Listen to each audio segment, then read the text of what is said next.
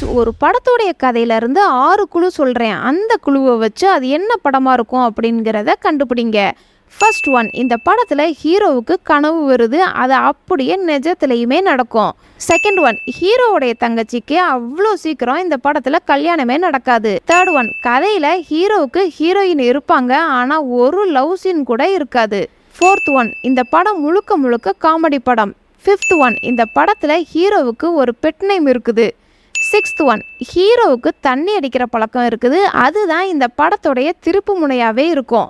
இந்த குழுவெல்லாம் வச்சு இது என்ன படமாக இருக்கும் அப்படிங்கிறத கமெண்ட் பண்ணுங்கள். கரெக்டான ஆன்சரை கமெண்டில் பின் பண்ணுறேன். டாடா பாய்.